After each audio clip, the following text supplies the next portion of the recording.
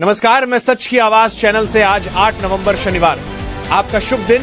आज की 50 सबसे बड़ी खबरों को आपके सामने कुछ समय में साझा करते हैं, जिनको झूठी बिकी हुई मीडिया आपसे छुपाती है, लेकिन हम उनको डायरेक्ट बताते हैं। पता नहीं आप हमसे नाराज तो नहीं हैं, बिना कहे वीडियो को लाइक सब्सक्राइब नहीं करते और ना यही बताते कहां से हमारी वीडियो को देख रहे हैं। चलिए नजर डालते हैं आज की पहली और सबसे बड़ी खबर पर। बिहार विधानसभा चुनाव के पहले चरण के मतदान के दिन उप मुख्यमंत्री विजय सिन्हा सुर्खियों में बने रहे। पहले उनके काफिले पर राजद कार्यकर्ताओं ने पथराव और चप्पल कीचड़ से हमला किया, यहां तक कि उन्हें मतदान केंद्र पर जाने से रोक दिया। इसके बाद उप मुख्यमंत्री विजय कुमार सिन्हा और राजद विधान पार्षद अजय कुमार के बीच तीखी बहस हुई।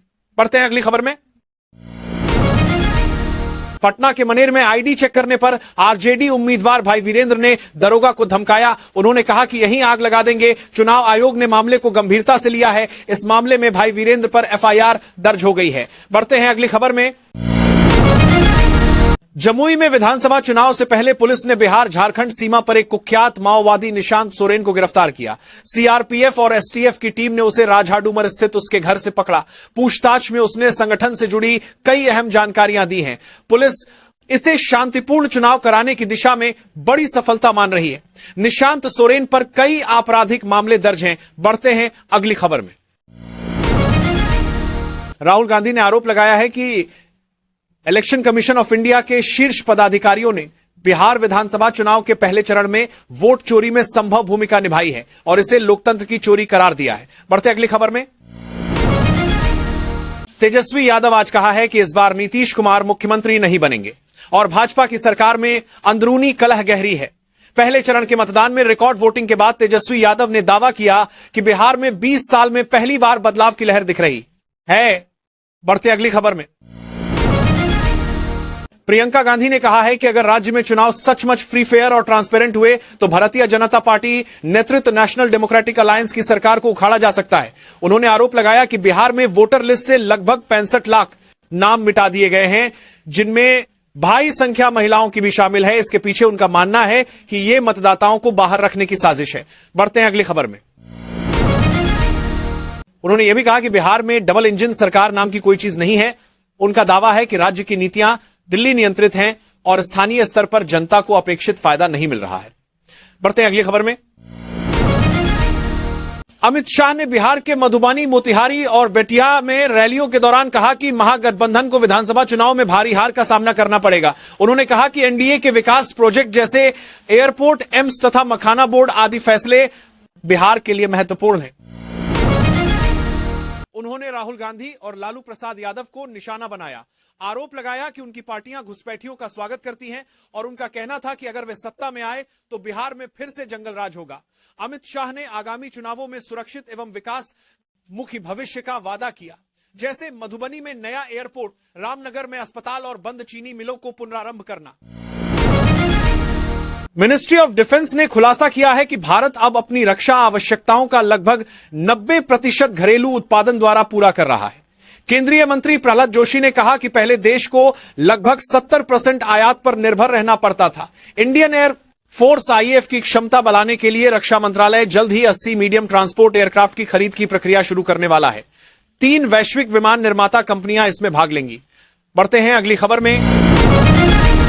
ममता बनर्जी ने कहा है कि प्रदेश में स्पेशल इंटेंसिव रिवीजन एसआईआर नामक मतदाता सूची सुधार प्रक्रिया के तहत अवैध रूप से लोगों को वोटरों की सूची से बाहर किया जा रहा है।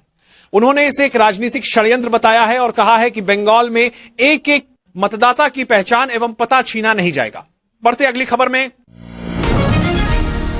योगी आदित्यनाथ बिहार में प्रचार रैली के दौरान कहा कि राष्ट्रीय जनता दल राजद ने राम की रथ यात्रा को रोका था और समाजवादी पार्टी सपा की सरकार ने राम भक्तों पर गोली चलाई थी। इस तरह वे पुराने राजनीतिक आरोपों को फिर से उठा रहे हैं। उन्होंने कहा कि जैसे उत्तर प्रदेश में माफिया का उल्टी गिनती शुरू हो गई है, वैसे ही बिहार में भी माफिया तत्वों के इला अभियान शुरू होने वाला है। बढ़ते अगली खबर में। मधुबनी, बिहार में आयोजित हिमंता बिस्वा शर्मा की चुनावी सभा में उन्होंने विपक्ष पर घुसपैठ, विकास और तुष्टीकरण को लेकर तीखा हमला बोला है। उन्होंने कहा कि असम में लगभग 1 लाख हेक्टेयर भूमि घुसपैठियों द्वारा कब्जे में थी और लगभग 50,000 की विकास को हेक्टेयर भूमि मुक्त कराई गई है। साथ ही उन्होंने बिहार में भी घुसपैठियों को आने, जलने और वोट देने की चेतावनी दी है। बढ़ते हैं अगली खबर में।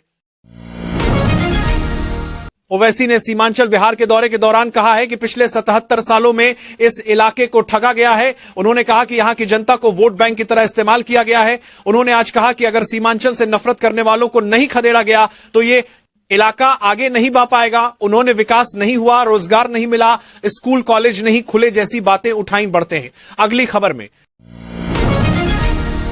राबड़ी देवी ने अपने दोनों बेटों तेजस्वी यादव और तेज प्रताप यादव को जीत आशीर्वाद देते हुए कहा है कि मेरे दोनों बेटे जनता की सेवा कर रहे हैं, जनता का प्यार उन्हें जरूर मिलेगा। उन्होंने प्रधानमंत्री नरेंद्र मोदी पर कट्टर टिप्पणी की कि कट्टा चलाने का आरोप दूसरों पर लगाने से पहले यह देखना चाहिए कि उनकी पार्टी के लोग किस तरह की कार्रवाई कर रहे हैं। बढ़ते हैं अगली खबर में। यूक्रेन रूस के युद्ध में रूस ने एक बड़े पैमाने पर हवाई हमला किया है, जिसमें यूक्रेन के कई स्थानों पर मिसाइलें, ड्रोन तथा विमानों द्वारा हमले किए गए हैं। इससे यूक्रेन की नागरिक बुनियादी संरचना जैसे बिजली ग्रिड और संचार नेटवर्क प्रभावित हुए हैं। बढ़ते हैं अगली खबर में।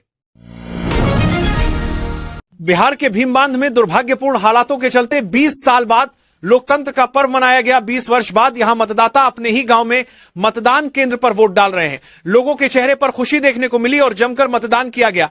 बढ़ते आप ही हैं अगली खबर में। अनामिका ओसवाल, उनके पति दिनेश कांकरिया, बेटी हर्षिता जो कि डॉक्टर हैं और बेटा विधान जो सीए के छात्र हैं, सबने सांसारिक जीवन त्यागने का निर्णय लिया है।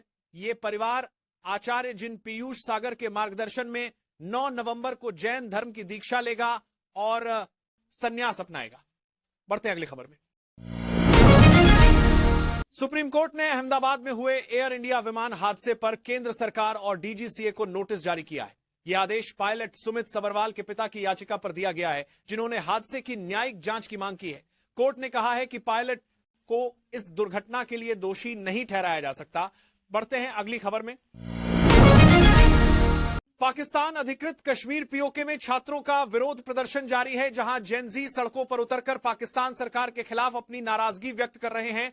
मुजफ्फराबाद विश्वविद्यालय में बढ़ती फीस और सुविधाओं की कमी के खिलाफ प्रदर्शन शुरू हुआ, जो बाद में हिंसक हो गया। छात्रों ने संपत्ति को नुकसान पहुंचाया और सरकार से कई मांगे की हैं।